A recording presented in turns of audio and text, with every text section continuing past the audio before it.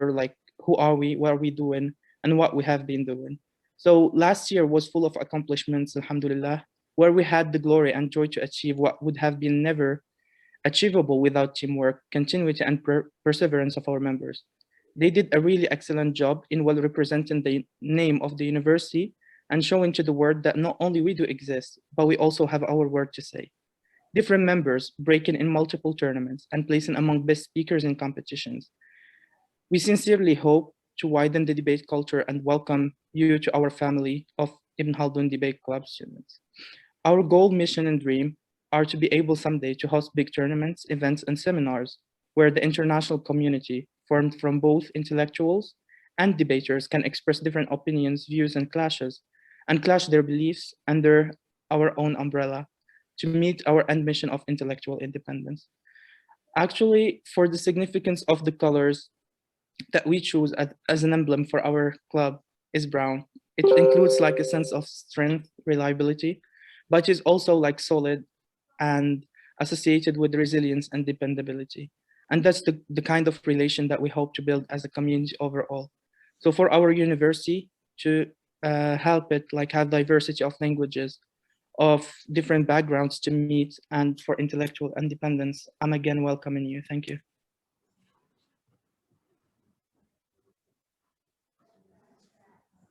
Thank you very much, Mehdi, for your enlightening words, Mr. President. Well, now it's time. We're going to have a I'm sorry, guys, just a minute. We have now a selection of Ibn Khaldun University's greatest debaters. They're here to show you what debating is all about. Very sharp and bright young men and women. And they're going to be tackling a very exciting subject that's close to the hearts of all Ibn Khaldunians. Today's motion is, considering the inevitability of a globalized world, this House prefers a world where most academic institutions actively prioritize a Eurocentric curriculum over alternative curriculums. So joining us, Joining us to debate this motion today, we have, well, you're going to see them all. They're going to introduce themselves as before they speak, so you know who you're listening to. We have Mehdi, we have Yusuf, Fahmy, we have Intissar, we have Elif, we have Zulal as well. Actually, do you know what? I don't have the updated list of exactly who's going to be debating, so we're going to go along with it.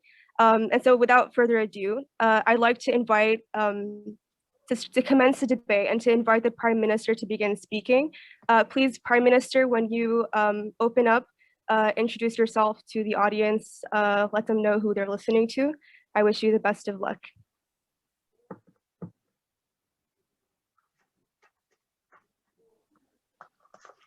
Okay, cool.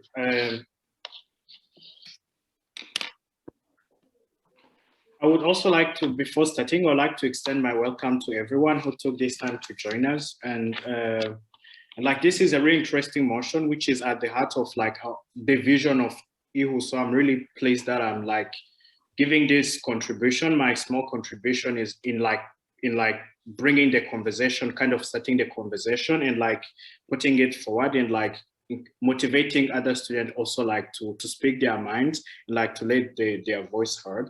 I'm setting my timer and then, yeah, cool. I'm setting my timer. We'll be starting as we do in like British parliamentary debates. I will be starting in 3, 2, 1. Cool.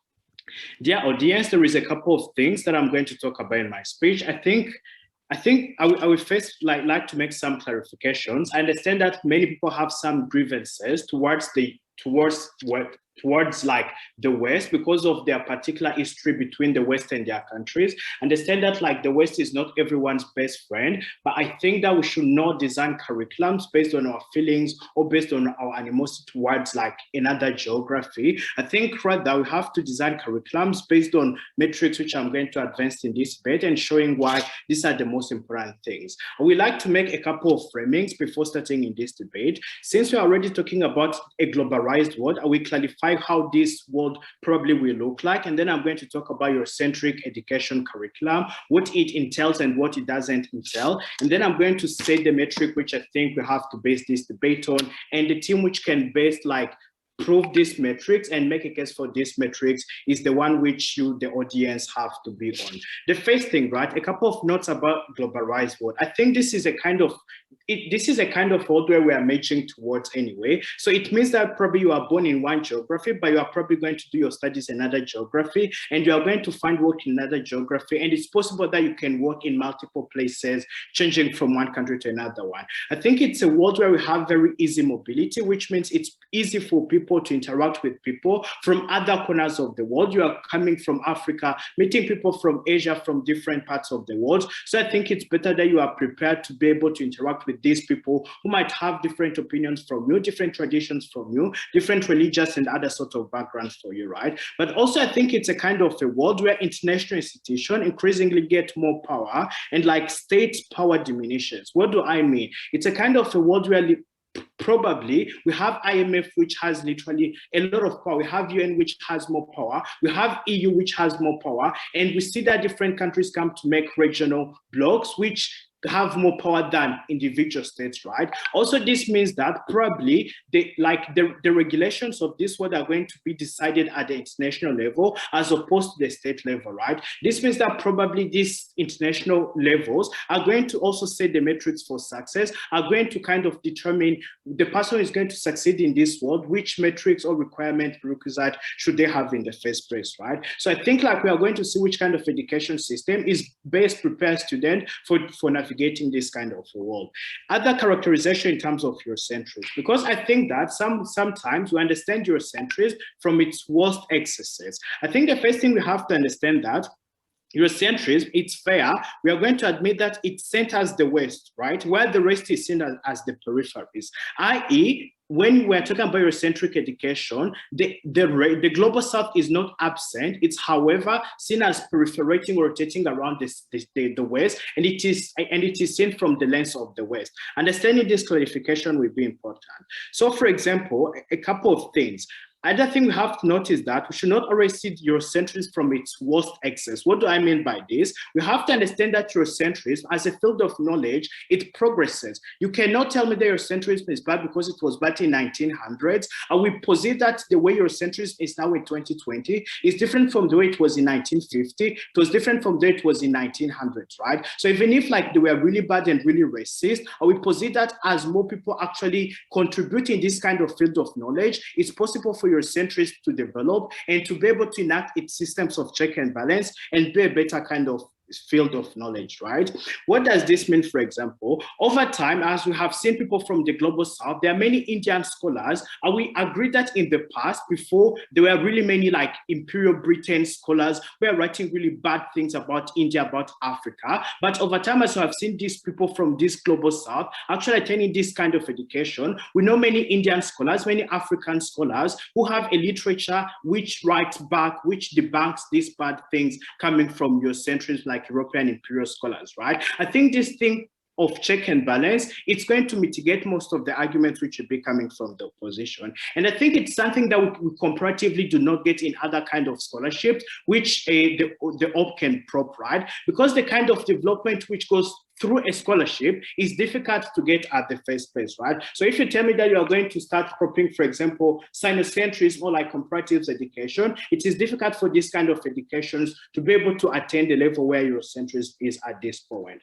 Okay, I think this debate can look a couple of ways. Before taking a POI, I'm going to characterize the metrics which we believe are important in this debate, right? I think I cannot come and fear that there are some metrics which are inherently objective, but I can say that, I can fairly say that some metrics are more objective than others, right? And I think when we are judging which education system is better, we have to judge it based on those metrics. Which are those metrics? For example, which education system makes you more prepared for success, depending on the kind of world you live in, but also which education system best prepares you for integration and to navigate successfully the world, and also which kind of education system actively provides space for human rights, different human rights, right?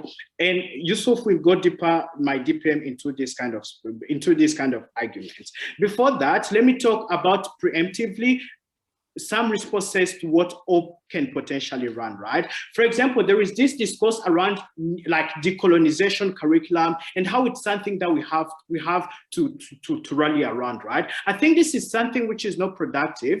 First, because it's literally subjective, right? Understand that the first thing, people from the global south, they are literally divided in terms of saying that whether colonization was good or bad. Some think it was good, others think it was bad. So I think it's subjective thing that people may not rally around. But also the second thing, when we talk about decolonization, even if you might say it's a good curriculum, most people do not understand how this is going to look like, right? Some people think that decolonization is a metaphor for making everything good, but other people literally go to the extreme saying that decolonization means reappropriation of the land to the native resident, right? This means that these are subjective things on which you cannot judge this debate. But also when you're talking about a sense of belongingness that you get from studying your own history, I will say that at best this argument is a wash, because even when we're talking about studying your own national history, understand that most of the minorities within your own country, they are not included within this history, right? Even the national history, we see that they tend to center the elite groups within those countries, right? This looks like, for example, in like South Africa, the history rotating around Zulus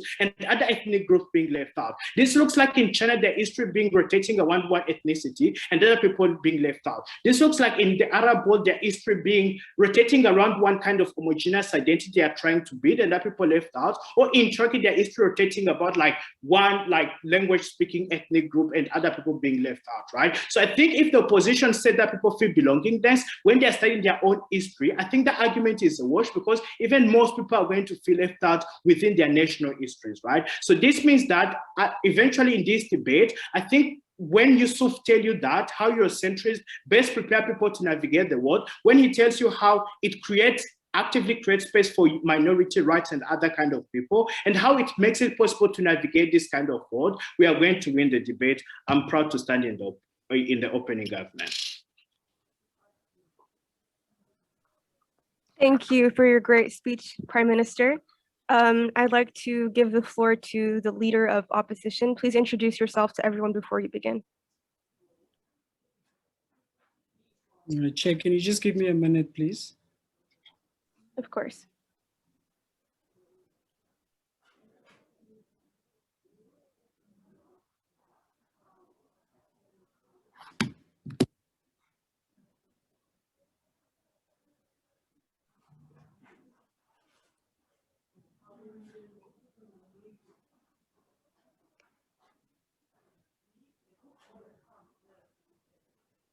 I'll take this minute to introduce Shaandré. Shaandré is in the Department of IR and Political Science in Ibn Khaldun, and he's an intern in the Office of the Speaker of Parliament in Namibia, as well as a communications intern in UNICEF Namibia. He's going to be representing the opposition today in today's debate. Shaandré, whenever you're ready.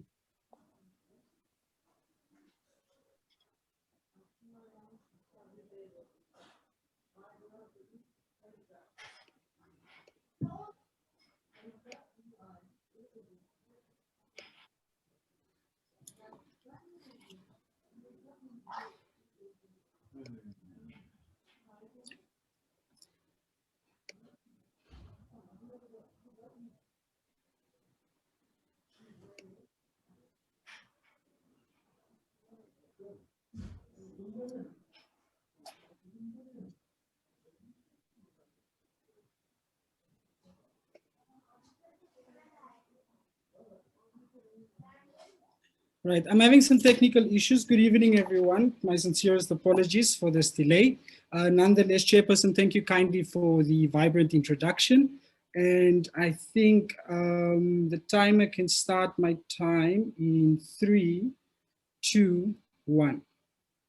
Right, Chairperson, we completely understand, right, that Chris and his entire team, and in fact, the entire government bench, sits with a big dilemma. And we sympathize with this dilemma. We understand that the hegemony and the influence of Westernization can really, what Frans Fanon called, lead to the creolization of the colonized simply because they will never feel like they are good enough, right, to serve themselves, to serve their interests and find pride in what they're able to produce because of this hegemony that the West has been able to create. And that will really be the heads of my arguments within today's debate, right? But let me quickly just engage some of the points that government tries to bring. So government's contextualization fundamentally focuses on this idea that we live in an ever globalizing world. And because we live in this globalizing world, right, government believes that the supremacy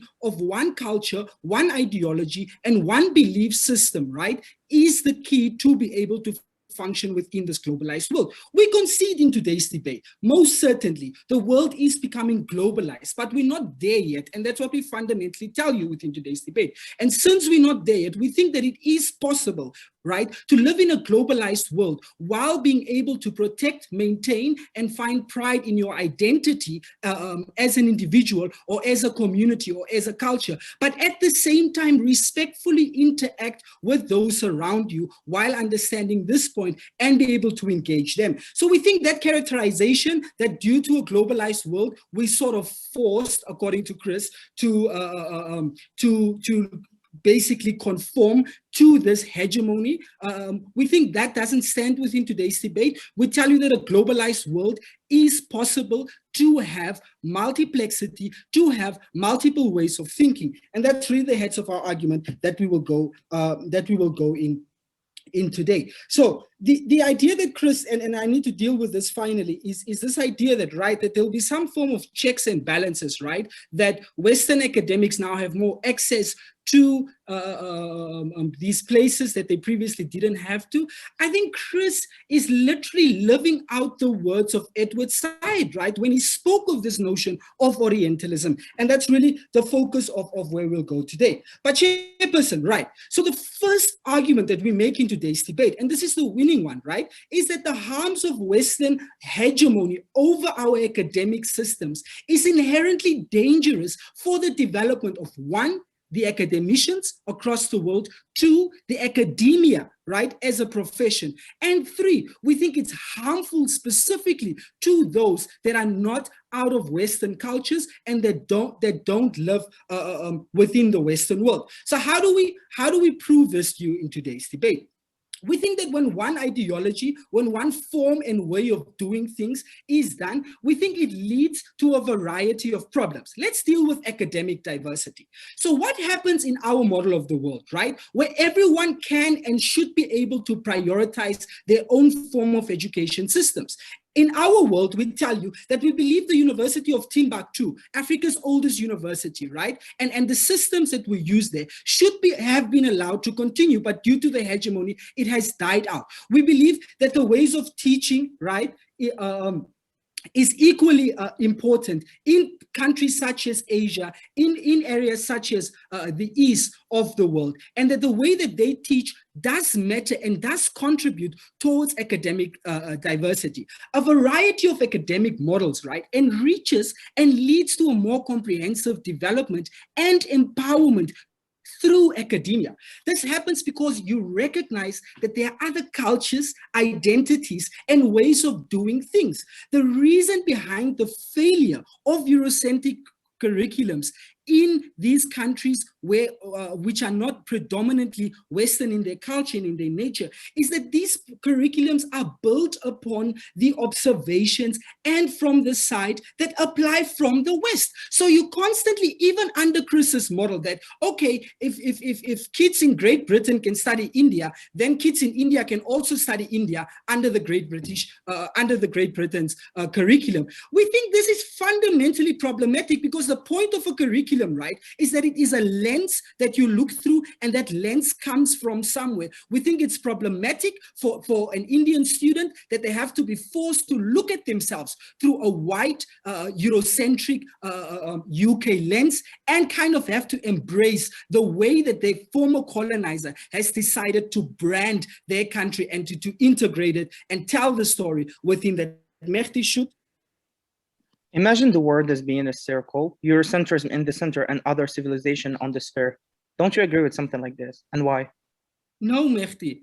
And that's exactly what I said in the beginning of my speech. I understand how tough it is for everyone on the government bench today to fundamentally be able to separate themselves from Westernism in a way that is effective. But by the end of my speech, I'm sure you'll be joining our side of today's debate. But let's go into the psychosocial aspect of this problem that we're debating today, right? Chairperson, what has happened since the fall of colonialism and the introduction of these educational systems, right, is that it fundamentally became problematic where a lot of people, right, don't know their identities, or they have an identity crisis because their entire education has been Western, but the entire environment has not been Western. We think that the psychosocial harms that the Western hegemony has caused upon the people of the third world, where they view themselves as lower, where they view Western systems as more superior, where they view Western systems as something that is fundamentally better than theirs,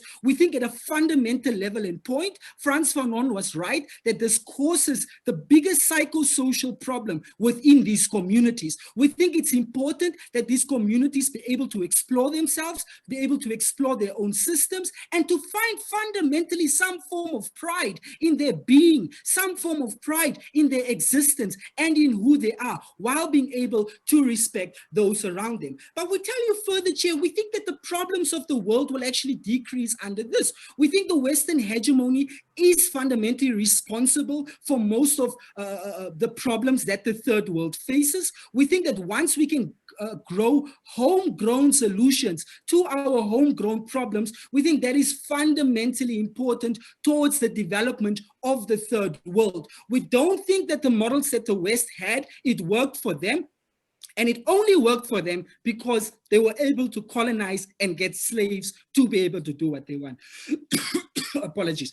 Nonetheless, we think that that same model cannot necessarily work with the rest of the third world. And fundamentally for that reason, Chairperson, we think that within the context of today's debate, Westernization might look very nice to proposition. Westernization might seem amazing, but we are proud to oppose and tell you that we find pride in who we are in our own systems. Thank you. Your time. Thank you, Shaandré. Thank you. Okay. Thank you for the wonderful speech. I would like to invite the member of, member of government. Next speaker, please. And please do introduce yourself, Yusuf, to everyone. My name is Yusuf Fahmy. That's about it. So I'd like to thank Shaandré for that very enlightening debate, but I have some points to make. Just because it's Eurocentric doesn't mean that one country or one system will be the norm. Eurocentric doesn't mean that now that we're going to take the English system and the whole world has to use it. Instead, it will be a system made by almost every country being able to add and being able to make a system that is neutral. It doesn't mean that the colonizer is going to create this system that is going to push information onto them. So that's the first topic. So have you ever considered living in a world where the flow of information is equal to everyone? Like a world where every single child has the same access to education that sets them up to be successful in the future? It's okay to be diverse, but let's be honest, some educational systems in this world, especially in third world countries, are not up to par with the Western society. The Western society and many countries in the East. This will level the playing field. Like the divide between third world countries and the West will be rectified. A positive of following a globalized educational system is that there will no longer be barriers between each country's employment system. If every child goes through the same exact curriculum and comes out, there will be less of an inequality. So it will allow people to be more flexible, to work in different parts of the world with no friction between those environments. This will result in more educated and more qualified workforce. It will also begin to remedy the cultural inequality of the world and create a more fair world where minorities are not disadvantaged, but rather have the same education and have the same opportunities as the people who in the previous times did oppress them. So this will start, I think, a domino effect of social justice in the world and result in a better future. So one question that needs to be addressed is the question of why a Eurocentric curriculum? Well, to answer that question, one has to step back and look at other systems around the world. The vast majority are outdated and in most cases have inaccurate information that are being taught to their students, which results in harm. This results in students not being on par with people from a Eurocentric curriculum. This can cause them to be denied opportunities because of their educational deficiencies. None of this is to say that the Eurocentric educational system is perfect. It's far from that, but it has far more potential than any other system to succeed solely based on the fact that it's far more accurate than other systems in the information that's being taught. I will admit, the Eurocentric system currently has some problems to do with social justice and educating minorities on past attritions committed against them. But this can be corrected with time. Just because the system is flawed now does not mean it will continue to be flawed. It will allow for us to grow. The arguments against the globalized educational system are valid to a point. Like any good solution, there is a risk of potential harm, but the benefits far outweigh the negatives. There must be a system in place ensuring that information that the children receive is unbiased. And I believe that there will be a time where there is the central power who has the ability to create a neutral and fair educational system. Thank you very much. I rest my case.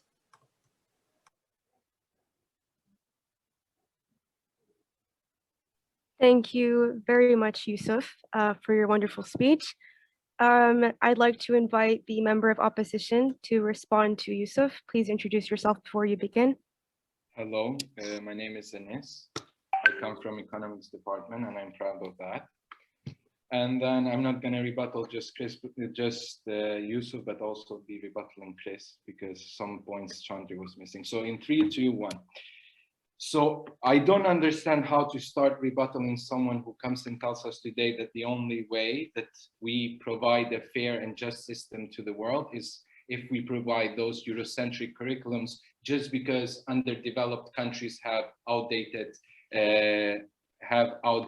curriculums. But that's not the case. In outdated countries, the reason why those people aren't educated or are illiterate is because of the political systems and is precisely because of those people who were developed in those Eurocentric curriculums that have come there and have destroyed their politics, their institutions, and have built autocratic regimes, and usually left the majority of people uneducated because it threatens their education. So we don't see what's the relationship between having an underdeveloped country and having a Eurocentric approach to their education system that will help this country ultimately develop. Also, it caught my ears, like my attention, the way how Chris was explaining that there are certain countries like Arabs will have a certain way of explaining history, which serves one interest of one group of people. And then there are also Turks who also have the same problems, but he doesn't have a problem with having Eurocentric history where you only know that our history began, our development began with the starting of Renaissance and Reconnaissance. Chris doesn't have a problem at all learning just that this history is what developed countries as nations and constantly being negligible to the contribution that other societies have made, such as Muslims in the Arab world in the early 18th centuries and so on and so forth. So chairperson, we are here to tell you today that opposition isn't fond of a world where one dominant ideology is disseminated and where just one viewpoint and understanding of the world occurs. And we are certainly not fond of continuously being subjected to Western hegemony. Government's case hasn't been able to convince us, at least us opposition bands, that we need to implement these curriculums as the harm of implementing them far outweighs the benefits. And I know that this is also what the government has said, but the government has got it all wrong. And that's why opposition is here to tell you why we are right. Indeed, the world, as we know, has changed and it came to be far more globalized than ever. But in this globalized world, chairperson, we struggle to provide a place for each and every person. And we should never struggle to adjust our lives in the line with what benefits Western hegemony.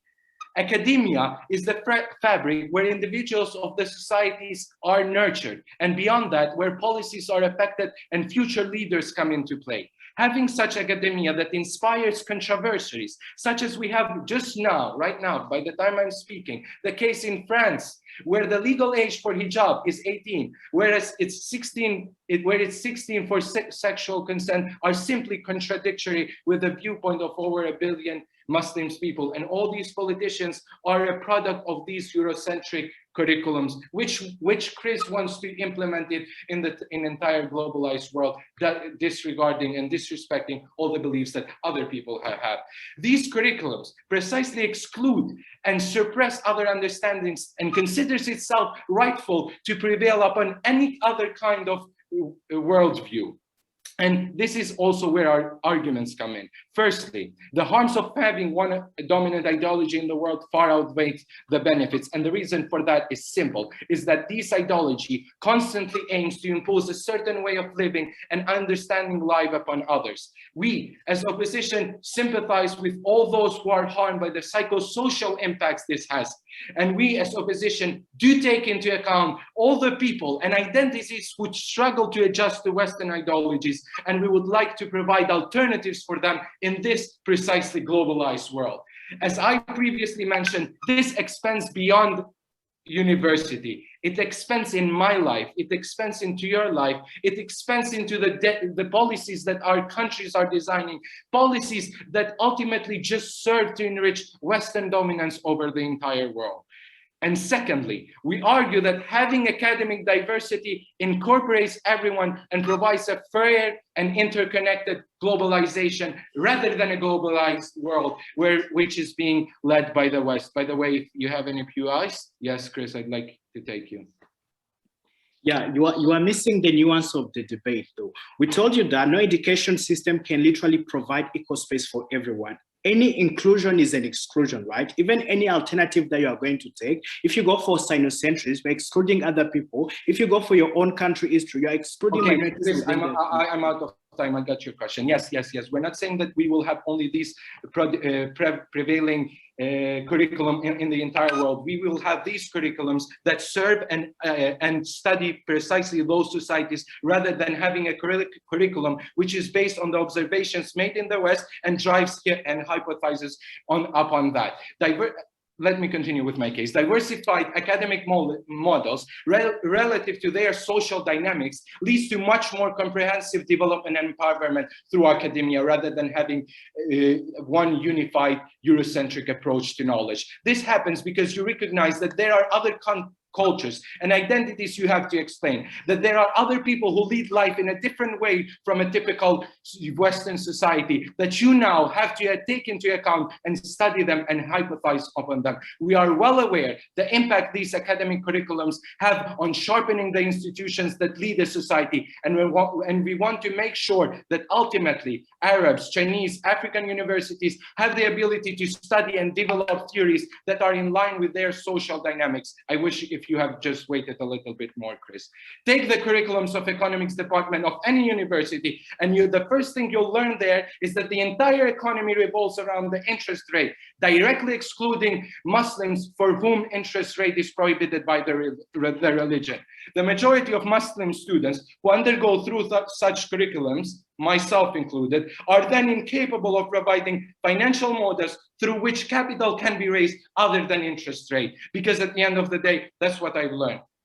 Lastly, from a logical point of view, opposition argues that these models, built on observations made in the West, are simply incapable of applying to other cultures. How will I be able to explain how my Albanian people behave if I only look through Freud's eyes and his experience with the sample of people he referred to hypothesize behaviors? Please do correct me if I'm wrong. In addition to having these flaws, is also the incompatibility of samples that they've used that are often built on outdated challenges that have only existed in the past, and we've overcome those. I believe your time is up.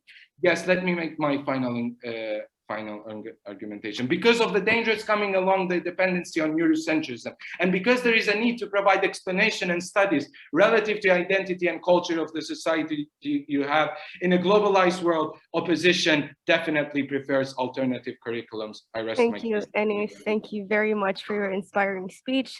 That last point isn't supposed to count because it was out of your, it's all good, it's okay. Next up, I'd like to invite the next member of government final member of government to close. Please, member of government, introduce yourself before you begin. Hello, I hope everybody didn't get bored from me from the first speech. Okay, just before starting, it's gonna be hard to speak after such, excited speakers, but I will try my best to make this a fun speech. So I'll be starting in 3, 2, 1. So here's how this speech will be going now. I think that okay, the opening government from our side was a bit more on the radical side of the spectrum, like not pretty much, or maybe they didn't, but they didn't clarify something which is like the, spotlight or like the reality of the status quo when you're speaking about which curriculum to follow or which side of the house to be with. The opposition comes and tell you that yes, we understand that they're so excited, we agree with them, but that's still on an ideal level where the status quo, the problems that we're living now in the societies, a number of Muslims in Europe living, in US living, and then the outcomes and the effects of the globalization and what it brought. So no audience that this debate is specifically having a really critical element, which is globalization, meaning that everybody started living with everybody, that we have cell phones, that we have internet at home, so that we know what's happening in all the sides of the world, right? So why is that important? For 2 reasons. So the first one, we think that that's really important because now your son or your daughter, when they go to university, when they go to the school, they will be seeing a curriculum on the side of our house that is more, different or more rich with other things. Of course, it is based on one thing that we believe that, one of our great professor taught us that history or civilizations overlap with each other, that there is nothing that can be separated or that can live in niches, especially with the globalization, because those were in the past because of the lack of technology and something like that. But technology made a real change onto these things, because for when the opposition is mentioned, and let me just borrow your imagination and take it to the side of the opposition and their case. So basically their case is based on that we need to forget about colonization, and the only way to reverse colonialism and their thought is to bring a sort of independent schools of thoughts, independent academia, independent curriculums from wherever the West have. That's how we will be able to overcome the past of our colonialism, the past of all this, for example, let's say 400, 300, 200, 100 years that we have been somehow behind. We believe that's where they will be failing this debate, because as I asked in my PUI, where I was speaking about a circle, European thoughts or Eurocentrism with positivism, idealism, or whatever the school of thoughts that were brought in during the last years, are still existing, and it's really hard to just erase them right away and start working something new. But what we propose as the closing government here, and we think that's the right solution for everything to go together. I'll take you in a bit. So the thing is that what we believe is that this can be something Eurocentrism. Of course it will stay, but not Arabocentrism. So you don't set all your curriculum over Ibn Arabi and whatever they have brought, or the Arab scholars. We respect them, we know that they did a great job, but we believe that there should be a bridging system where you take whatever was left from 400 years or whatever was ignored during this 400 years from the Islamic gold era, and take it into not developing or updating or bring into modernity. Those are wrong terms, but just make it fit into the status quo, into whatever we're living in, because you cannot just ignore that. So how my speech will be going today. So the first argument is that I will show you the impact of how the House of Opposition is having more incentive to have more nationalism and separation, with enhancing clashes between cultures and stuff like that, and how actually for example the examples that Enis is using about hijab in France and stuff, we believe that's really wrong, and that's the side of extreme Islamophobic and something like that, and that cannot be the Eurocentrism or in the ideology. Those are practicalities that are different from you cannot claim that Eurocentrism is what a president or a political party in France, for example, is doing as their mistakes. That can be just you're hitting the wrong target. Before I move on, I'll take a PI from Shaandré. Yes. Mehdi, quickly, tell me, in your world, do you find it completely impossible for us to localize curriculums while allowing for exposure to international history and international systems?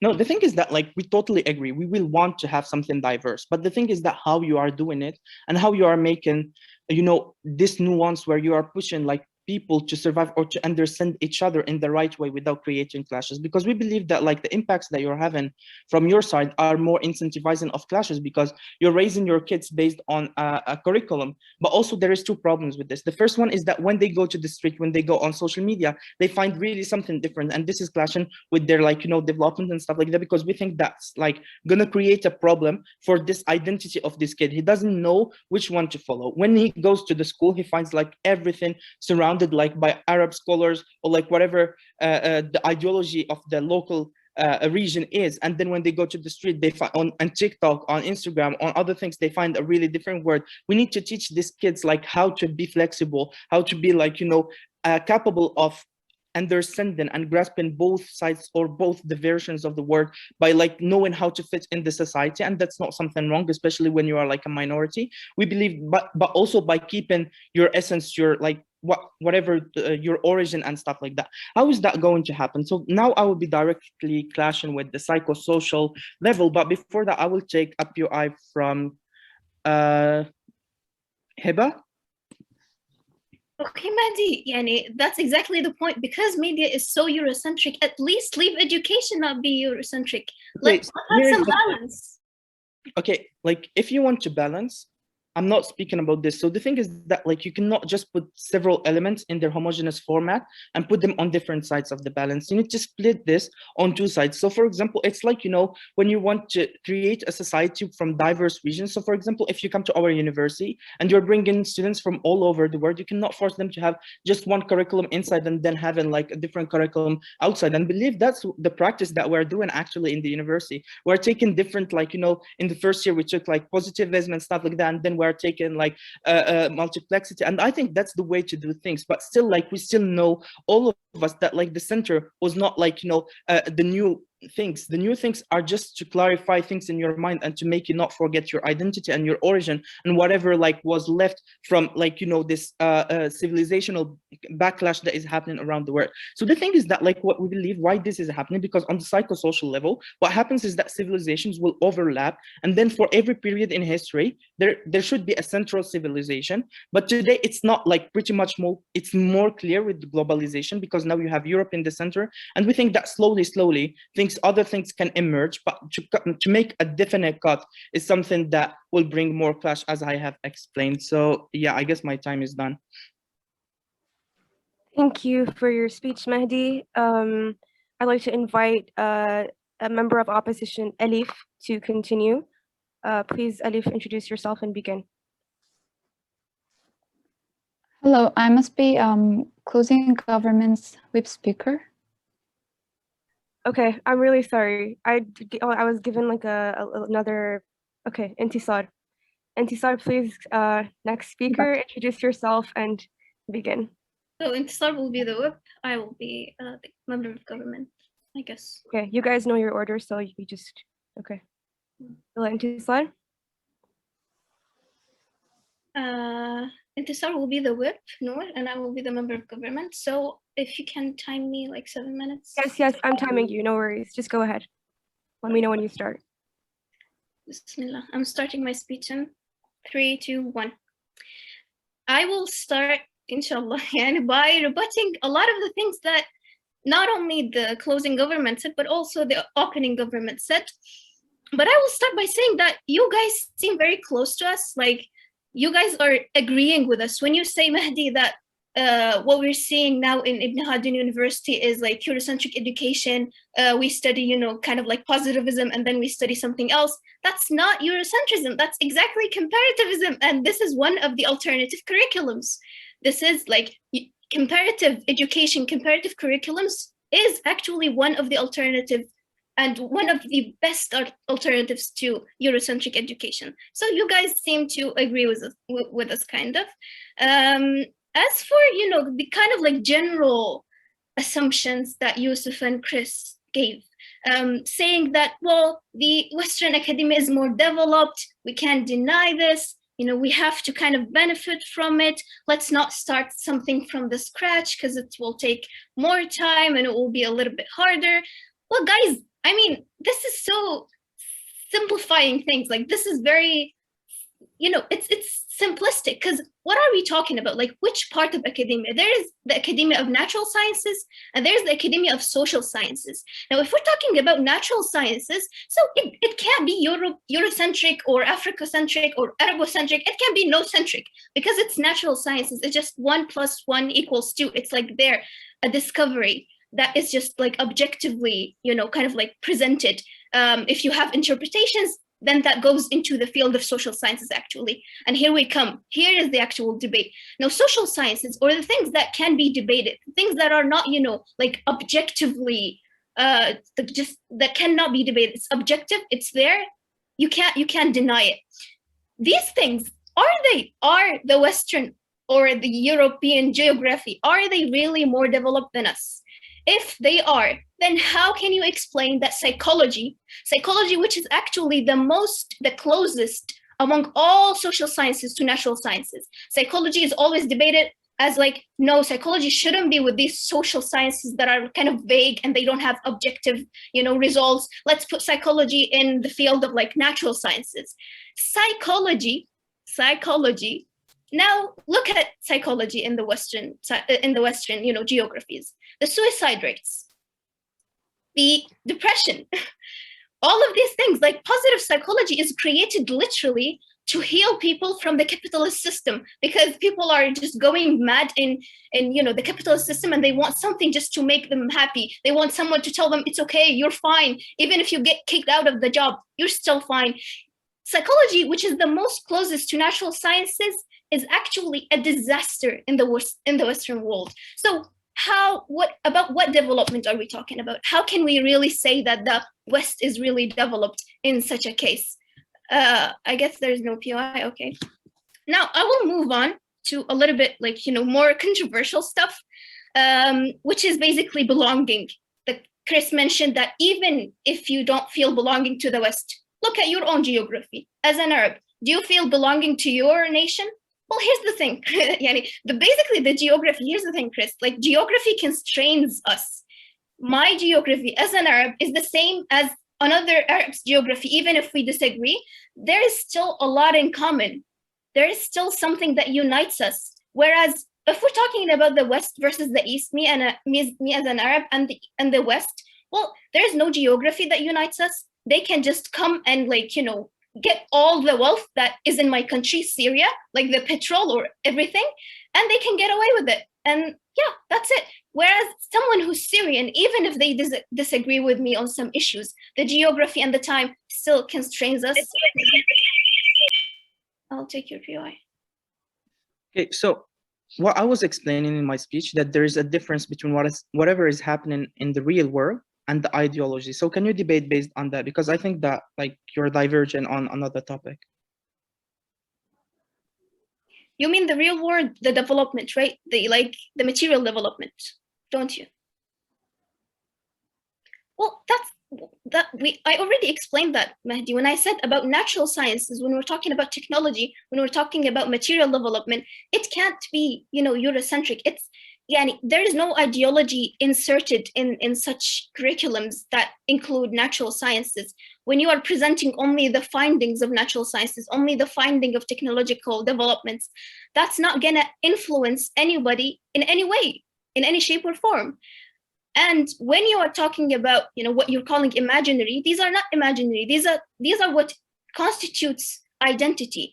When you are presenting someone with the history of the European kings and the European, I don't know what, instead of their own people, instead of their own historians, and instead of their own intellectuals, you're basically just shifting their identity. And you were like, you yourself admitted that this is going to create a conflict in them, like an identity crisis. When they see the popular people on media being all European and Western, and they study about their own historians and intellectuals in the books, it will create an identity crisis. And this is actually what it's good to have such an identity crisis instead of being, being worshipping the West. Because the other option, if they have both, the media is Eurocentric, the curriculum is Eurocentric, everything is Eurocentric, they will not have an identity crisis, but they will be worshippers of the West, basically. I will take your POI, Chris.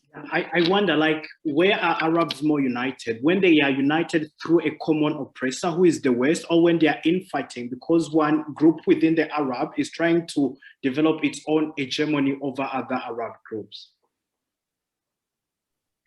Come on, Chris. I mean, even if like now we have the common enemy as the West, but we still fight among each other. So that's not even like a point. But, you know, like there's a point that I want to mention before my time ends because it's crucial and nobody talked about it yet. It's really like, does the West really deserve to take the lead? Does it really deserve to do that? Like, morally speaking, do they have like the qualifications? And what I mean by qualifications, if we agree that material development and technological development are not really, you know, what matters, they're not the development. Material development and like technological development isn't the development, then shouldn't we question them being qualified to take the lead of the world? I mean, if they are really like covering everything well and covering like morality well and covering everything well, then maybe we would think about it. But look at the West now. They are postmodernists. They said we don't know like everything is right and everything is wrong. Like it doesn't matter. So basically, yeah, that's an important issue, guys. And I guess my time is up, isn't it? Thank you so much for the passionate speech. Thank you very much. I'd like to invite the next speaker to please continue. Please introduce yourself before you begin. Elif, right? Yep, it's me this time. Hi guys, it's Elif from Whip Speaker of the government bench. I'll be the last speaker. Okay, I will start in 3,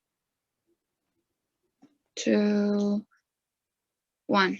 Okay, I will try to simplify everything, dear panel. Opening opposition and closing opposition, their arguments are on the philosophical side, and the problem is there. The problem is that we don't feel belong to current curriculum, and when we establish our own curriculum, we will feel belong to. We think as a government side, there is a huge gap of analysis here. How much and how on earth you're going to feel, you're going to feel belong to that system, because for us, there will be some problems. But before I feel that link of analysis there, I have some rebuttals. First, Enis is talking about how hijab is banned in France and the age considered considered in terms of religious consent. I don't understand how me establishing my alternative curriculums in my country or in my continent, like Afrocentrism. I'm so sorry, I have to. It was internet problem, so I switched the phone. Sorry, yeah, okay, that must be good now. How me establishing my own curriculum in my own country, like, I don't know, in Burkina Faso about Afrocentrism, that will heal the problem of France not allowing hijabis in their own country. We believe there is a problem of dominance and a problem of like having a say in the world with your own curriculum. We believe that will not be the case. And second, the analysis of the Eurocentrism. I think the analysis of the Eurocentrism should come from the government side. It's coming a little bit, I think, but we think it's not enough at all. The Eurocentric approach developed over time. What does that mean? It developed from being claiming that they are the center of the world. They become because due to the globalization, they had to expose different cultures, right? So Eurocentric curriculum is not educated only in Europe, right? Like in Turkey, in, I don't know, Arab lands, in African continent, in different continents, you are educating this. And there are different scholars growing up from that education system. And when they are interested in their own culture, in their own root, they're bringing new things into the system. One example, for example, anthropology. Anthropology in the Eurocentric curriculum was very, very much racist in the beginning. They were just going like they're going to exhibits, or they're going like a zoo to African continent to watch people and treat them like they're slaves and they're backward and somehow like not catching up. But that is now a criticism to anthropology that anthropology itself is doing, right? So the Eurocentric approach with the different scholars from different continents and from different cultures is being criticized and is open to change. And the third thing is that, so like as a result, Eurocentric approach is growing, is not as racist as you think, and it is open to growth, it's going to go better. But okay, even if it's go better, why we still should choose it? Because if we do something that our own, probably it will go like, why we're not still choosing something that belongs to us? We, I think, are the only teams who are doing the analysis of the alternative curriculums. That's why their panel, I think we will win this debate. Why we're still not choosing our own? Because alternative curriculums are not like angel inherently. Because if you're looking at the definition of Sinocentrism, it's literally, it means that the center of the world is from China. And if you're going to look at the Afrocentrism, you're going to see that the center of the world is African continent. So there will be knowledge production about how in the history there were only people from African continent and everything produced from that, and the racist approaches according to that.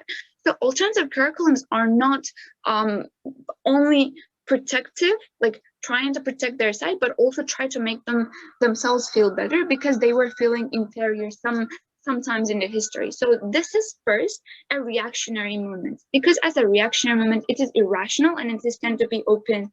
It is open to be racist, like Sinocentrism not doing. Not right now. I'll take it, I don't know, 6. And secondly, okay, I think even if we establish them, there are some problems. Imagine that in the world we establish them, there are different curriculums in different regions of the world. How a curriculum and the scholars of the curriculum expands, right? First, scholarship and research funding will fall short to subsidize scholarly work. You need money to conduct your own study. Giving the comparative between like the elites and the monetary capital West has, and the capital that you have, probably you will find less elite, less people who are going to fund you, and probably people, the masses here, will left without money, and this money will fall short. As a result, the academia will not grow in the short and the long term. And second, alternative curriculums as reaction to Eurocentrism is not a starting a new debate. What does that mean? From 1980s to onward, power struggle of East and West, conservatism and liberalism have always been a discussion in Turkey and all of the countries. Now this discussion has been settled over time, and polars of two sides were relatively, ossified. So that means we don't see a reason why same old discussion that we were living through 100 years is going to bring a new change right now. And second, we don't see a reason why alternative curriculums will be subjected to, why they're not going to be subjected to stigmatization, oh, that old conservative guys, Okay, PY. And if you made the comparison of hijab and you said it will never happen, well, why? How do you explain that in Turkey as a psychologist, I can't treat people with homosexuality? If I do, my license gets taken away from me.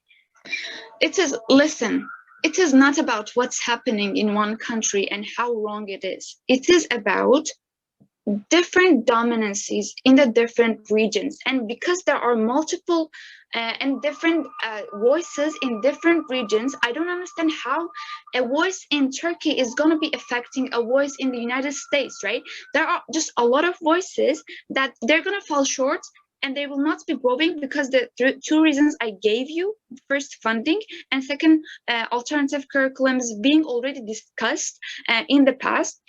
Because they're not going to grow in there and will isolate it in their own region, people of that area will not be feeling good because you have a huge dominance of Eurocentrism.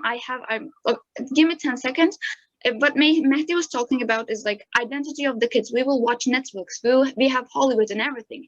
When you open your cam and open your YouTube, what you see and what you educated is very different, and you cannot go off the limits that people provided you in your own country. Because of that reasons, vote for closing opposition. Thank you very much, Elif. Thank you so much for the great speech. I'd like to now invite the final speaker of today's debate to wrap up. Intissar, member of opposition, please introduce yourself and begin. Let me know when you're going to start. Okay, thank you so much. So, hello everyone, Assalamu alaikum. My name is Intissar. I'm from Algeria, third-year student, sociology student. So yes, let's start. Bismillah. 3, 2, 1. Okay, so first of all, let's, as I'm the last speaker for this debate, I'll be going with some rebuttals first from the government side, of course. First of all, Chris have mentioned about feelings. We shouldn't be really, he defended his argument by saying we shouldn't follow in our feelings. In fact, it is not only about feelings. It is about the facts, about building new contributions, not only to be damn consumers of any other source of knowledge. So we believe that we are not following our feelings here. We are following the idea of contribute with something that we believe in. There's a second point that there are still, when Mehdi, one of the government sides said about discrimination happened in the past. Now we are not having discrimination. In fact, I believe that still there is discrimination, racism, and biases within the Eurocentric curriculum, education curriculum that we are discussing today, of course. And yes, and talking about racism, actually, when we look to Eurocentrism, which is really calling for liberalism, we see that it is contradicting itself when it says, when we see that it is refusing other curriculums or other beliefs, systems, or other society civilizations. As for example, my partner Heba have mentioned about the homosexuality. When you are a psychologist, you cannot really, you do not have the right in the law to help someone who wants to not be anymore homosexual if he asks you to. So this is contradicting liberalism itself. So thank you, Rajab Hoja. And another rebuttal is about overlapping. That I think Mehdi have mentioned it. Yes, exactly. That's the point. We need overlapping between all societies in this world, between all civilizations, and take from each other, not only be centric about one side in the world. So academia is kind of a market, take or don't take. So we should be, why we believe that we are against Eurocentrism, we believe that we should all produce and contribute. If I contribute with something that is dependent on my beliefs or background, my beliefs in education, not necessarily Eurocentric education. So in this way, we are establishing overlapping academia. So going to my arguments. Yes, going to my arguments, hopefully you will not be offended with my arguments. First of all, we believe that education builds an identity. So you are changing norms and beliefs and identities in this way. The very important point. We have many people, as the first half of the opposition have mentioned about identity. Identities. We have many people who are having identity crisis or feeling that they are less. They are not really superior. They see because of this. Because if you give a child, or if you give students of university in academia, you give them, or even scholars, you fulfill them, you impose them only to Eurocentric curriculum, you will be here creating, like, maybe it doesn't really seem direct, let's see, but in fact it's indirectly building a new identity in them. You are destructing their own identity and building a new system of beliefs, a new system of norms, new system of identity. So the second point, we see that Eurocentrism is a reductionist. So we are reducing everything to one civilization. We believe that European society in the European, or when you say European nowadays, you mean about the West generally, have made great contributions. And as far as many other societies also have made great contributions. But the contribution of European society, Europeans went higher because no forgetting the deep or the behind the scenes, we can see that these European societies went really with the colonization, went really famous with the colonization effect. So we believe that, okay, it took a place, it made great contribution, but nowadays we want something to change. We want change. We do not want to be centric on something. We want to take from here and there in order to bring new contributions and add up, not only consume. So we believe that societies are different. We are not, as my partner have mentioned, we are not speaking about natural sciences. We are speaking about people, about humans.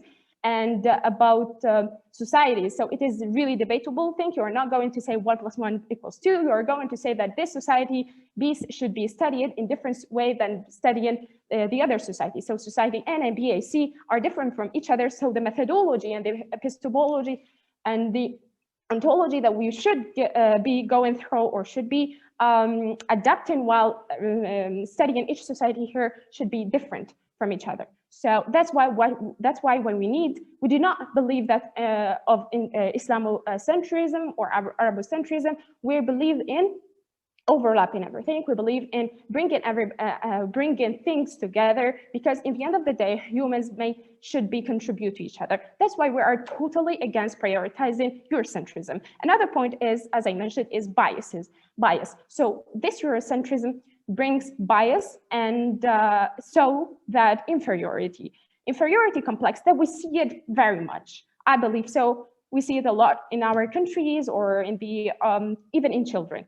How? So inferiority complex on other societies. So those societies would not have the courage, would not have the real will to make contributions. So do not give the hope to other societies to add up and on academia and up on what they believe. So we believe that societal sciences has anthropology. For example, anthropology nowadays, it's really a lens, European lens. That's why we do not want it. How come we call barbaric societies, even though just because we are looking through the European lens? So as my partner talked about psychology also, and we have the baby doll experiment, how even children now have this complexity, because this inferiority complex, because they think that those Europeans or this, because all the education is only system is only about European, it's only based on the European basis. So they will feel always that they are not good enough, they are not intelligent enough, they cannot contribute enough, dependent on their own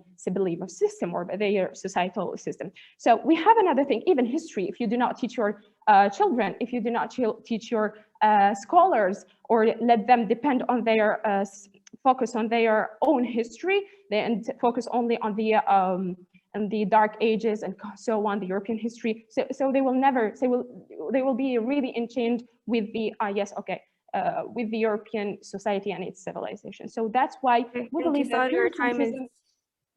we are against Eurocentric education system. Thank you. Thank you very much. Thank you, debaters. What an exciting show. Superior, relevant, well-spoken. I enjoyed that very much. I'm sure the audience agrees. I'd like to congratulate the efforts of all of our debaters tonight for putting forward such excellent motions. By the way, these kinds of motions are actually given in tournaments with only 15 minutes to prepare, and debaters have to build their case within that time and deliver 7-minute speeches. So it's actually a pretty impressive feat. So congratulations to all of you. I'm gonna pull up a Zoom round of applause. So yeah, excellent show. Thank you so much for that. While the debate is still fresh in our minds, I'd like to please welcome Professor Enis Sudoko. Everybody knows Professor Enis Sudoko. You've probably all taken a nature and science course with him before, at least. Anyways, I'd like to invite you, Professor, to offer your comments on today's debate and maybe offer some insights into the topic that we discussed tonight. Professor, the floor is yours. So thank you. I just started my timer. So as a physicist, if I lost the time, then it will be a bad sign. So I think it was a really nice debate. I congratulate the students for their nice performance. I liked it a lot. There's a couple of points I want to point out. So first, I think my personal preference and from a rhetorical point of view, it's always nice not to speak too much excited when you are in debate.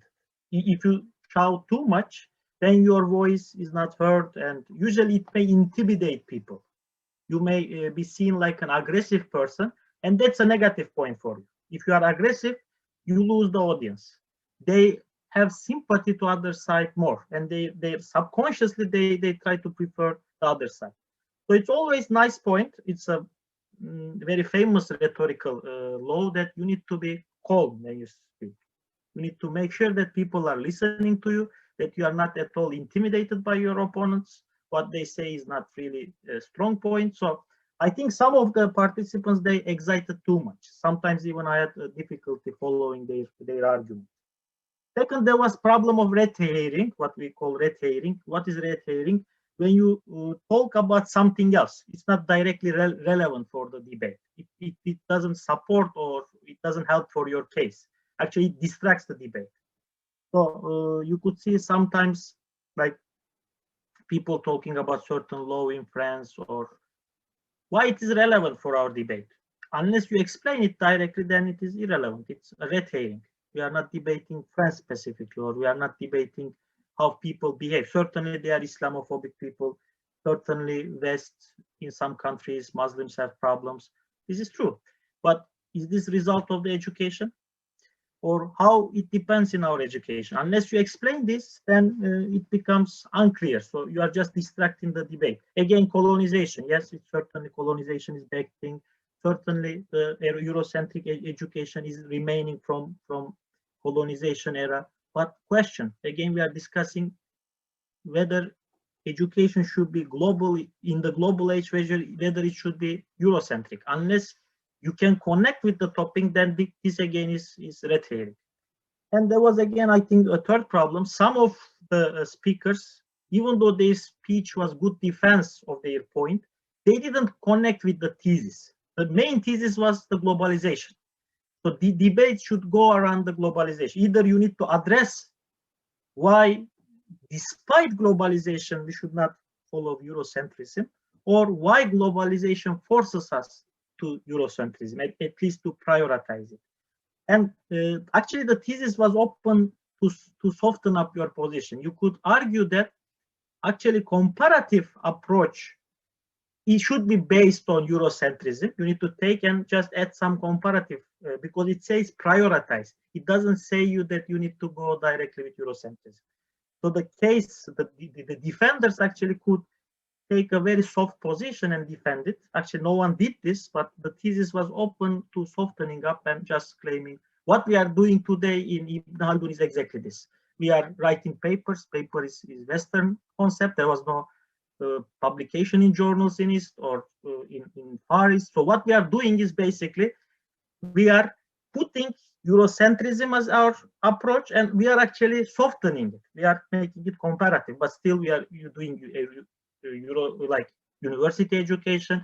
We are following the modern trends. We are trying to publish papers, trying to publish books in Western publishers mostly.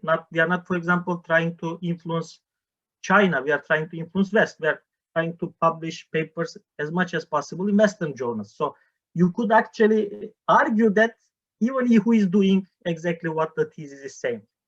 So always try to stick to the thesis and try to see as much as you can soften it. Sometimes it is possible to soften that even you leave your opponent outside of the game. You are coming very close to their position.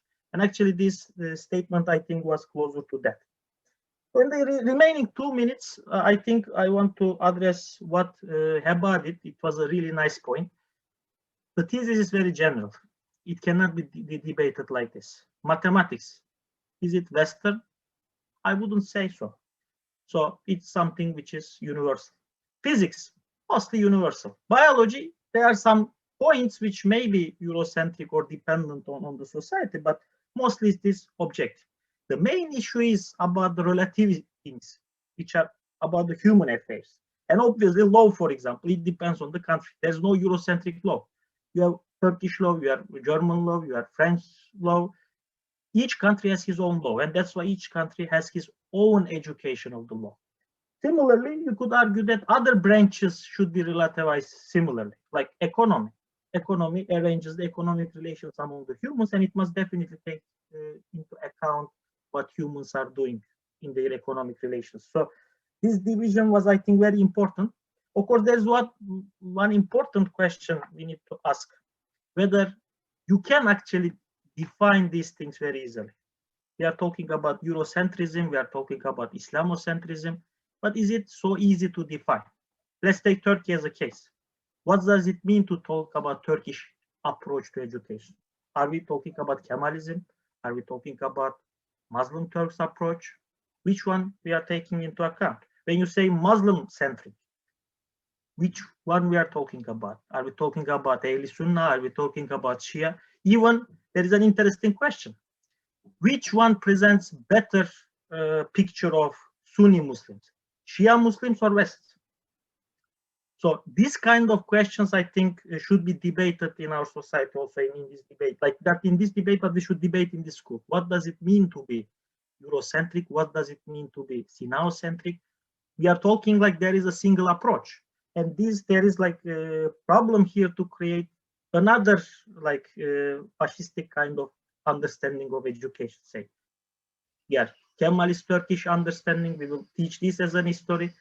So while relativism is very nice thing at first, you should be aware that sometimes we may need to go about objectivism. So this is something we need to think about and discuss, I think. So my time is up. Thank you very much. Thank you very much for your words, Professor Doko. You asked very important and relevant questions. Thank you for your wonderful feedback. I want to next invite Professor Önder to share a few words with us. Professor Önder, I invite you to open your mic. Yeah, thank you very much. It was a great debate. I was really excited to see this many people coming to this debate and enthusiastically arguing about the issue. And the issue is very hot because we are in the institution that clearly supports one position vis-a-vis the other one. So especially for the government, I think it was very difficult to defend that position, but they did a great job. I don't know. I don't know how you evaluate this. By the way, I am really novice in British parliamentary debate procedure and how it takes place. First time I watched something like this. So we have just established an argumentation center, argumentation studies center. What we try to do is we try to approach this thing from a meta level. So what's happening here? So how can we analyze what's going on in this room? So this is Mehmet Ali Üzergün also is here now from the center. So this is our way of approaching this thing. So while I was, by the way, to tell you the truth, while I was watching you, I was like watching a kind of fight. So I keep thinking, of course, in British parliamentary procedure, the groups are representative of interest groups. So there can be sometimes incompatible interests. So they really try to win the debate. This is the major aim. To see this, you do whatever it takes to win the debate. So you make all the rhetorical moves, everything to win the debate. But in our argumentation center, we are, as you know well, we are propagating another approach, Munazara. Munazara is somehow related with deliberative democracy, deliberation. So I think, and I was thinking how we can improve the quality of debate from the British towards Munazara. So in the Munazara, okay, first of all, I should say, argumentation is something that it will enable us to reach to insanı kamil level. And John Elster has a very nice, book about this. He's saying human beings, before we were making decisions through violence, like think of dueling. But today in contemporary work, this is the only way we can make any decision. So and actually what he says is there are three ways. One is bargaining. The second one is voting. The third one is arguing. Arguing is the best way among the rest, because in bargaining, you give something, it's a kind of compromise. But arguing, we change minds. But here in this room, it's as if nobody is changing their minds. They still stick on their own position and they try to prove that their position is the right one. So in Munazara or in deliberative democracy, deliberation, we try to change our minds. Second thing came to my mind when I was listening to you. There are different modes of listening. So one is forensic. In Marshall Rosenberg's terms, it is like Jekyll way of listening. It's a kind of interrogative listening. And the one, when you are listening, you try to find the weak points of the opponent, let's say. So you try to find, what's problematic, and you try to attack there always. You think you listen in this interrogative manner, this mode, but it doesn't help you to change mind. In the deliberative mode, it is in Marshall Rosenberg's term, this is giraffe mode. Giraffe, why they took this animal? Because they have a big heart. So we like big-hearted people. An open mind comes from big heart. So we try to change our minds while we talk to one another. And the aim is to reach at the truth, manifestation of truth in Munazara. Isharul Haq. Let's say what happens is but in this debate, in British parliamentary debate, both parties try to win and they don't want to change their minds. So how we can put them together to walk on the same path to discover the truth, let's say, to manifest the truth. So this is I think this is the crucial thing. And in our understanding of argumentation, I think we should try to find a way so that these two different standpoints might come to terms with each other. There are both good things and bad things, and of course there's one universal science, but at the same time there are these particularities, especially when it comes to history, let's say. Or anyway, so but how to make, and of course you are not representing any interest group here. Let's say you are not representative of those interests. Anyway, last but not least, of course we are not naive. In the real world, there is no, and you might say that there are no this kind of thing called arguing.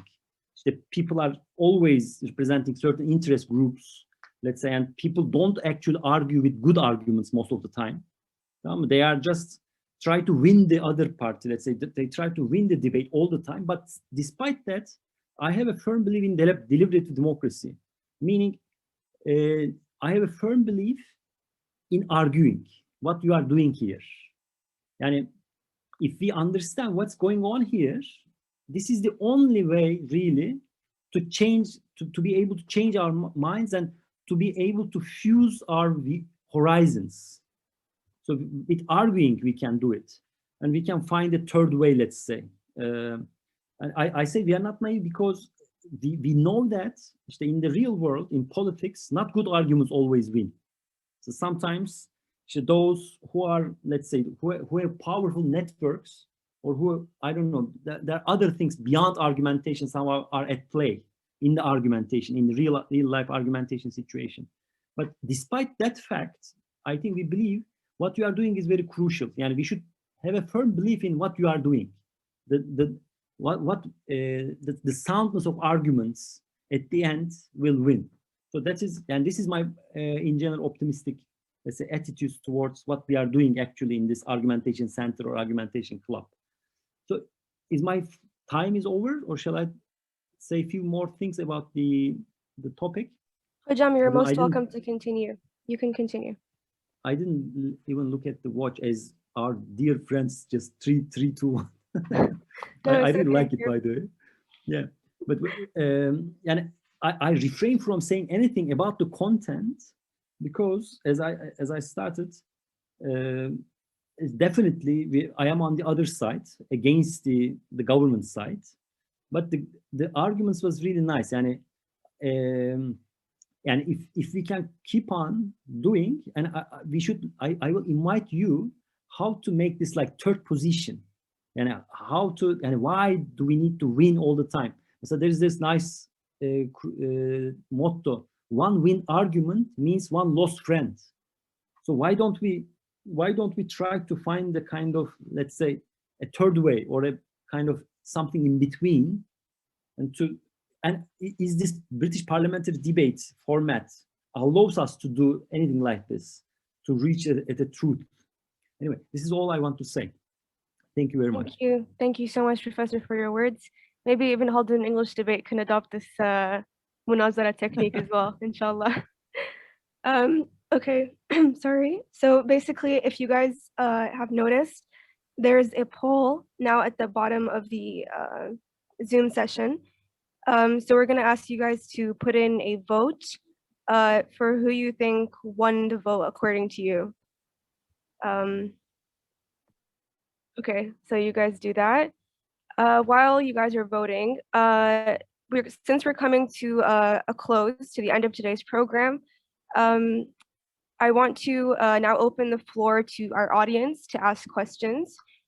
So basically, if anybody has a question that they'd like to ask, you please use the raise hand feature.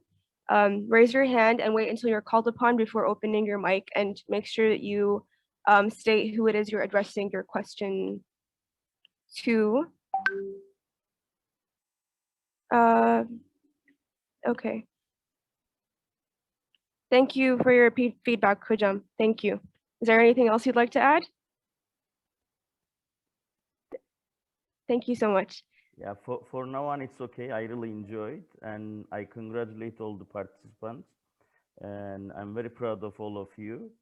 And as I mentioned in my comment, I think the participants must improve their presentation skills, and while they are talking, as Önder Hoca and Enis Hoca also mentioned that the voice level, the gesture, the mimics, and the hands, and I mean the word says just 7%, but the non-words communication actually has a power 90%. So while we are talking, actually we are establishing our existence. So it is really important to improve the communication skills. So especially interpersonal communication skills. Not this is like a real interpersonal, but still on Zoom, this is something really new. So we are really, I mean, experiencing. It's great, but I believe we will all develop our skills by having all this perfect experiences. And thank you for all of you. So thank you guys. I am going to share the results right now. Are you excited? Okay, you're not at all, I guess. So I'm pretty hyped up. Okay, then it's coming. It's one of the op team, as everyone was already against the government. I think there is an Enis Hoca effect. Let's see.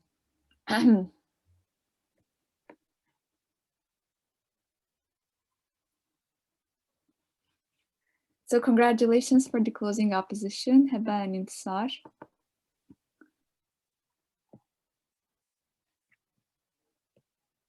Okay, congratulations to our winning team. Round of applause. Good job, everyone. Good job. Thank you so much. I don't know how to do the round of applause on here. Anyways, so yeah, moving on. Thank you guys for your vote. Congratulations to Heba and Intissar. Now we're going to move on to our Q&A session. So if you guys have a question, please raise your hand so I can see you. And inshallah, we can do that. Try to engage a bit. Does anybody have a question? Yeah, I have a question. It's ironical since I was part of the debate, but like I had a question to our professors here. So like, I think I read it during my first year, like when we were introduced to comparative education. And then I read on like Columbia University website, they were saying why they still have like Eurocentric education, because they feel like if they attempt to have a comparative education, it will result in tokenistic effort. So like, for example, their idea was that you cannot really have a fully comparative because you cannot cover in depth like Chinese civilization, Arab civilization, African civilization.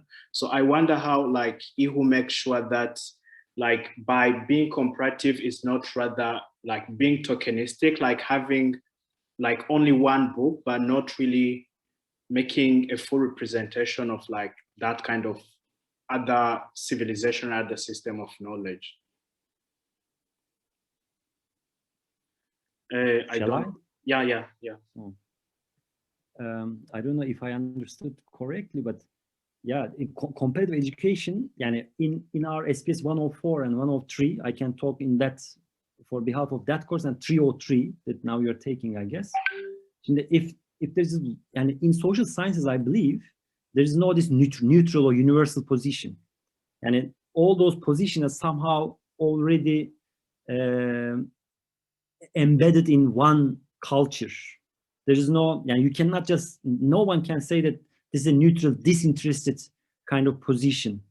Today, even, I don't know, Enis Hoca would argue against me, but even analytical philosophy is somehow, some people are saying this is very much culture bound. Even analytical philosophy, I'm telling you. And Mr. Heba was saying natural sciences.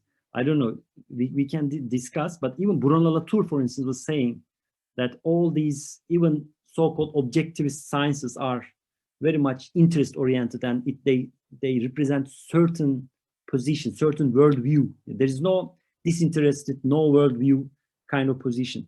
So you can have two options if this is the fact. One is you just go and say, okay, there will be just Islamic education, or there will be just Hindu blah blah education against the Western hegemony. Or you can say, okay, there are plurality of different ways of doing science.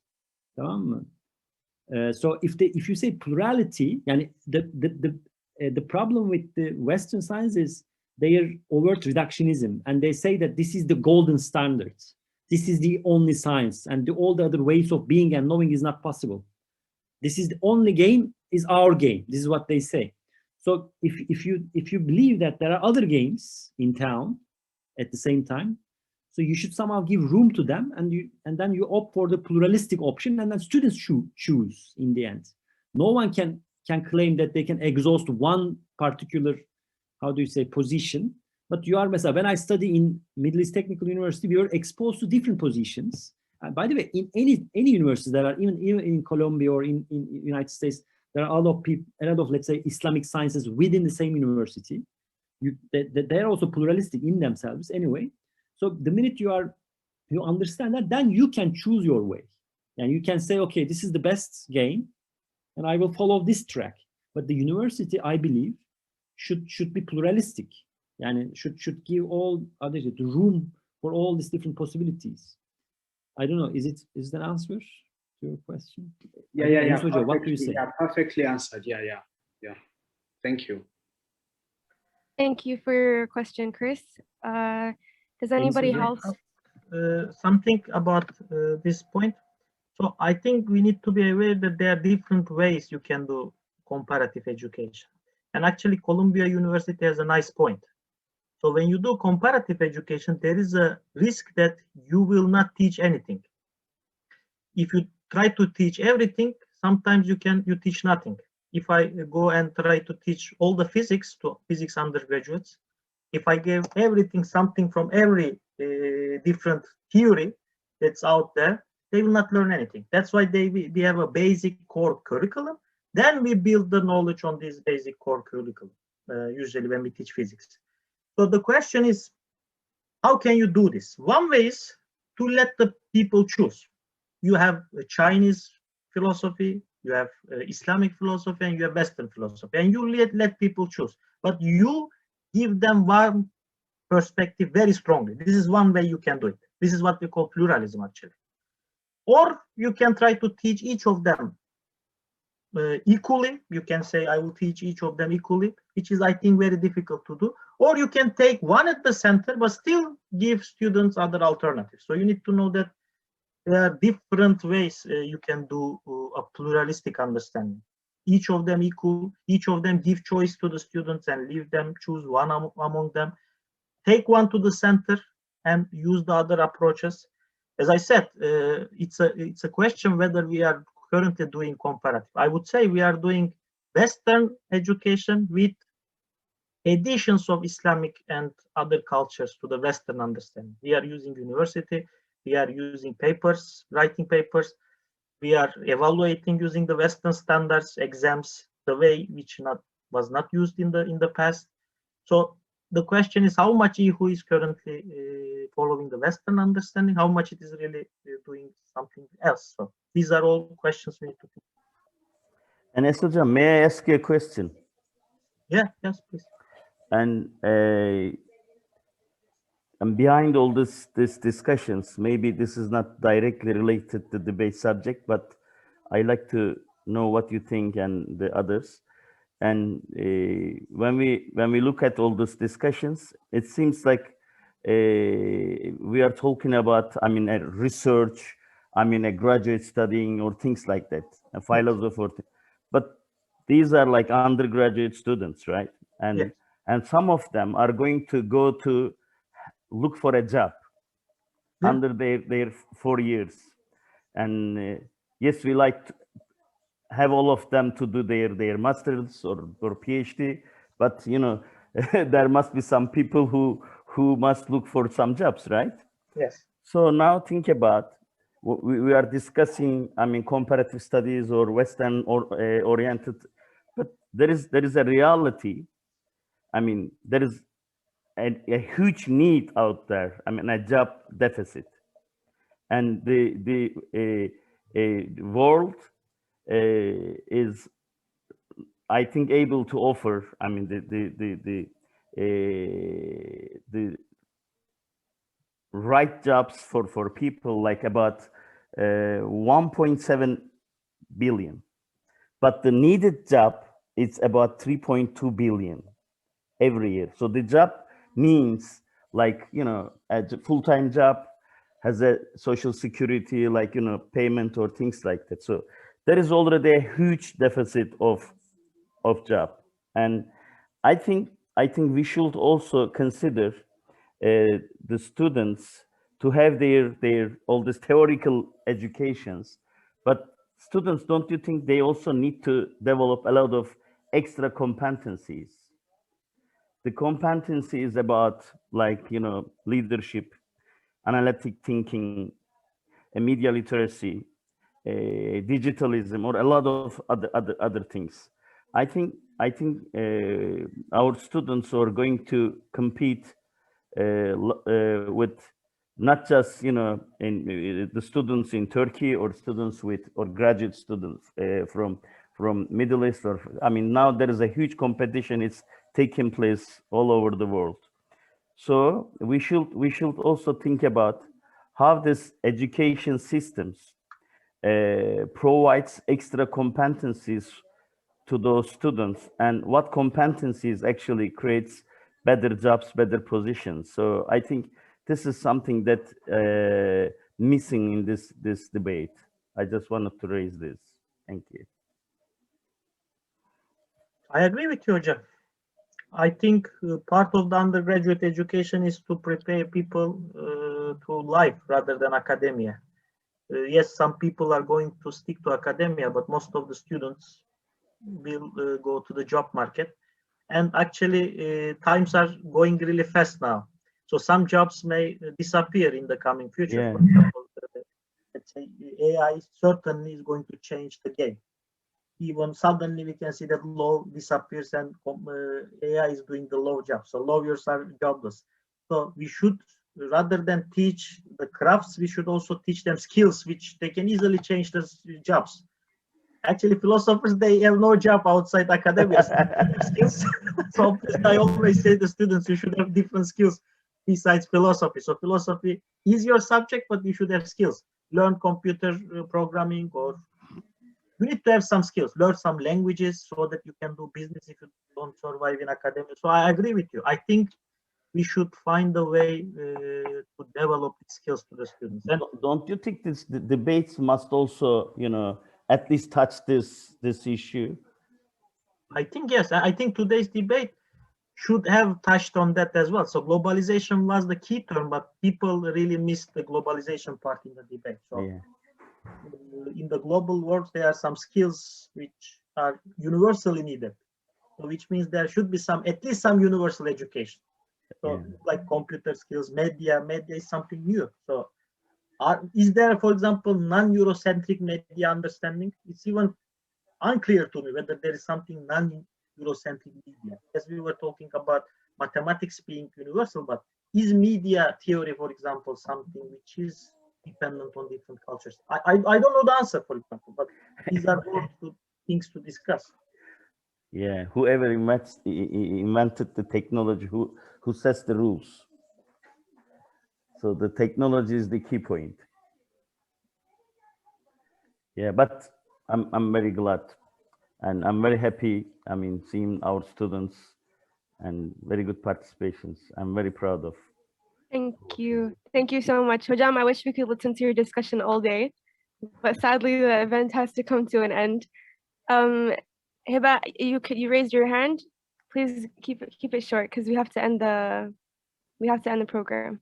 It's getting late. Well, I was just gonna say that as on Daraja and all of Izzat Hoja and Sudoko Hoja said, now we have like the aim of doing something that is discussion based, not British parliamentary and not only this style, but also something like deep discussions and maybe like taking days and months even, these are big topics and we really want to discuss them and we really want to resolve our identity crisis and find the truth of our lives and act upon them, because this is the first place, this is the first step before starting to practice skills.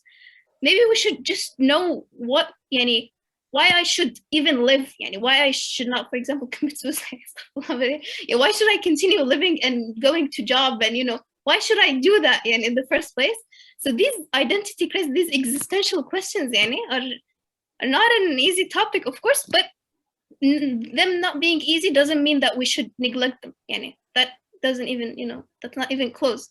So we would want all of the Hojas to join us when we do like these discussions, they will be very long, Allah alam, but still we need them. So that's it. Inshallah. Thank you so much for your comment, Heba. I hope you find your truth and we all find our truth. With that, I would like to call in a night and end today's program. Thank you all so much for sticking with us until the end. A huge thanks to the Ibn Khaldun English debate team, to our esteemed professors, to our very patient attendees, the 37 who stayed.